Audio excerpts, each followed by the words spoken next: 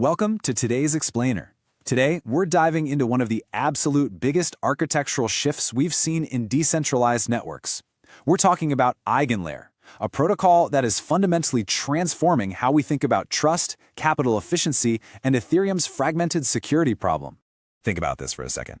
What if you could take the exact same capital you're already using to secure Ethereum and use it to protect a dozen other networks simultaneously? Oh, and earn extra rewards while doing it? That right there is the core premise of restaking, and it is totally changing the economics of Web3. But to really grasp why this solution is a game changer, we first need to understand the problem. Here is our roadmap for this explainer. We're going to unpack the fragmented security problem, look at how EigenLayer acts as the AWS of trust, compare native and liquid restaking, explain actively validated services, examine the domino effect of systemic risk, and finally, look to the future with EigenCloud. All right, part 1, the fragmented security problem.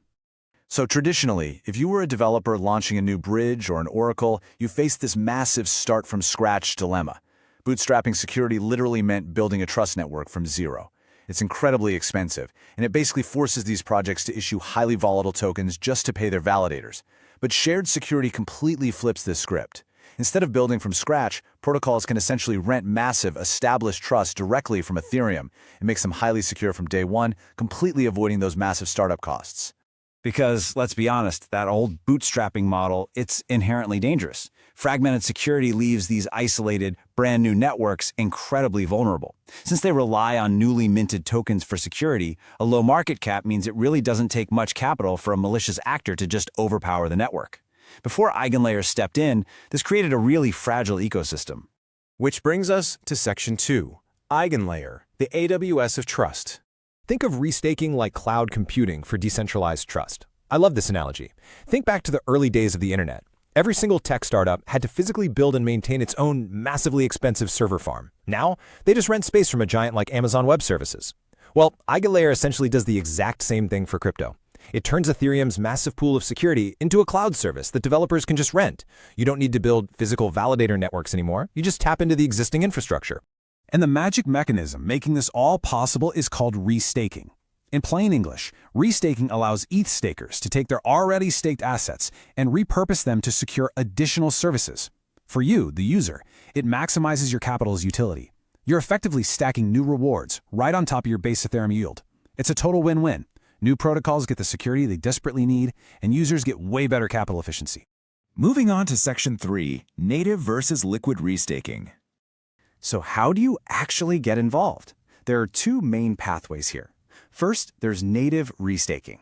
This is really designed for node operators and professionals, people running physical Ethereum nodes who can point their withdrawal credentials straight to an EigenPod. But what about the average DeFi user? That's where liquid restaking comes in, and it's way more accessible. You just deposit your ETH or liquid staking tokens, like Steth, into a specialized protocol. In return, you get a liquid restaking token, or LRT. That token acts as a liquid receipt, handling all the complex tech automatically on the back end while letting you use your capital elsewhere in decentralized finance. Okay, Section 4, actively validated services. Let's demystify that jargon real quick. An actively validated service, an AVS, is just any system that needs distributed validation, but decides to hire Ethereum security instead of starting from scratch. We're talking about practical stuff like cross-chain bridges moving assets between networks, or data availability layers helping blockchain scale. EigenLayer acts as the ultimate bridge, connecting these AVSs with validators who want to restake their ETH. Understanding how the capital and trust flow here is absolutely crucial. First, validators, or operators, choose exactly which AVSs they want to support. Their restaked ETH then gets locked in as collateral, which gives the cryptoeconomic security its teeth.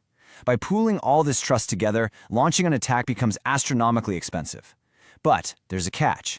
If an operator fails to do their job, or worse, acts maliciously, the protocol hits them with a penalty called slashing, permanently destroying a chunk of their staked ETH. Which leads us perfectly into Section 5, the domino effect of risk.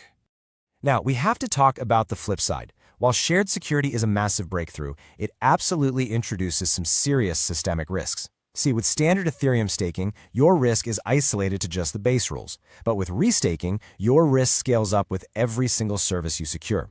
The scariest issue here is cascading slashing. Imagine one AVS has a critical bug. It could wrongfully slash the collateral backing multiple networks all at once.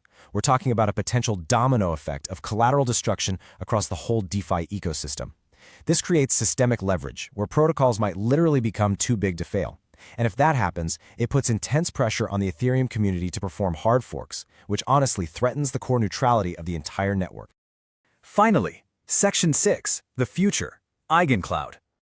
Looking beyond just restaking, EigenLayer is actually evolving into a verifiable cloud infrastructure platform called EigenCloud.